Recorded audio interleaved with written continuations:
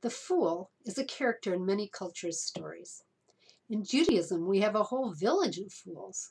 The tales of the town of Chelm are humorous and silly.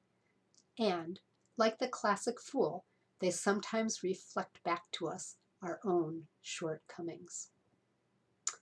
When Rabbi Seth asks us to consider where we've been and where we're going, as he does each year during the high holidays, you might think about this story, the journey from Chelm to Warsaw. In Chelm, there once lived a man named Selig. More than anything, Selig longed to travel, to see new places, and to become more wise and worldly. One day, a wealthy merchant from the village traveled to Warsaw. When she returned home, she talked endlessly of her journey, entertaining the people of Chelm with tales of the wondrous city and the opportunities there. From that moment on, Selig could think of nothing else but going to the capital to see for himself. After thinking the matter over for some time, Selig one day announced to his wife Leah that he was leaving the very next morning for Warsaw. "But you have no money to get there, Selig," she cried. "I'll walk," replied her husband. "But your shoes will wear out. Warsaw is so far away." "I'll carry my shoes and go barefoot until I get there," answered Selig. "You're a fool," said Leah. "I must see Warsaw. I will come back even better than when I left," said Selig. "You'll see." So Leah threw up her hands and went back to her work. The next day, Selig packed bread and cheese in a sack and set out. At midday, he came to a crossroads and decided it was a fine place to eat some food and take a nap. But when he was about to lie down, he was suddenly struck by a troubling thought. Here is a fork in the road. One road leads to Warsaw, and the other back to Chelm. When I wake up, I might make a mistake and return home instead of going to Warsaw. Then he had an idea. "What a sage I am," he declared, and he placed his shoes in the road, the toes pointing toward Warsaw. "Now I can't go wrong," thought Selig. "When I wake up, I'll just look at my shoes, and I'll know which way to go." Quite pleased with himself, he stretched out under a tree and was soon sound asleep. While he was sleeping, a peasant came by in a wagon. He was delighted to find an unclaimed pair of shoes lying in the road. "I could use a new pair of shoes," he said. But when he picked up Selig's shoes, he discovered that they were worn and full of holes.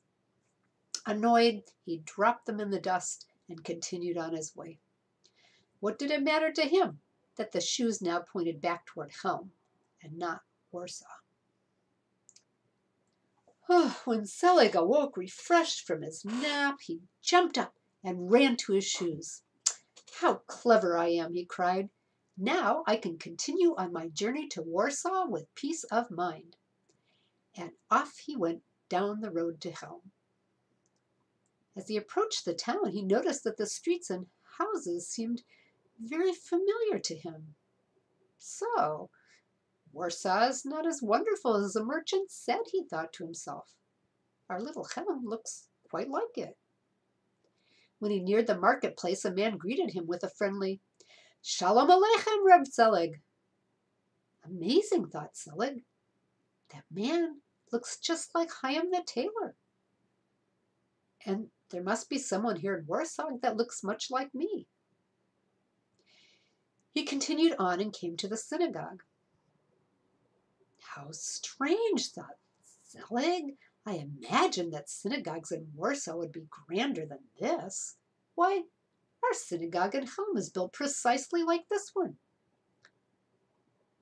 Inside, he found, to his astonishment, that the rabbi looked exactly like his rabbi back in Chelm, with the same red beard, glasses, and balding head under his yarmulke. And all the others looked familiar too. Even the shul president, who treated Selig with the same respect that his own shul president always did. He left the synagogue and walked a little further until he found himself on a street that looked exactly like his own street back home. I had to walk all this way just to discover that Warsaw is no different from Chelm, thought Selig, disappointed. When I return home, I will be content to stay there, for why go exploring if everything elsewhere is just the same? Then he noticed a little girl playing in the street. I cannot believe my eyes, cried Selig. Here is a girl in Warsaw who is a twin to my own daughter Rachel. Just then, a woman's head thrust itself out of a nearby window. Selig, I'm glad you're home. Dinner's ready, she called. She must mistake me for the Warsaw Selig, thought Selig, who could not get over how much like his own Leah this woman looked and sounded. Not wishing to disappoint her, he went inside. There was a nice smell of hot soup. It smelled just the way his wife's soup smelled. Selig sat down at the table. How surprised he was to find the same chipped dishes, the same stained tablecloth, even the same matzo ball soup before him on the table.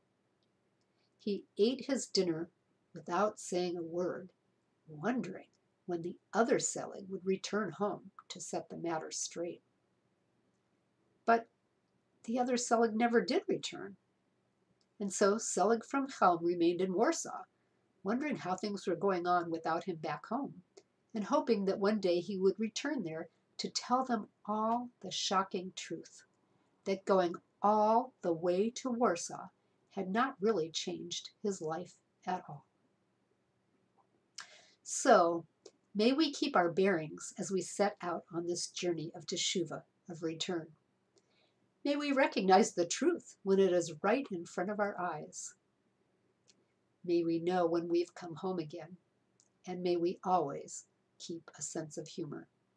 Shana Tova, Happy New Year.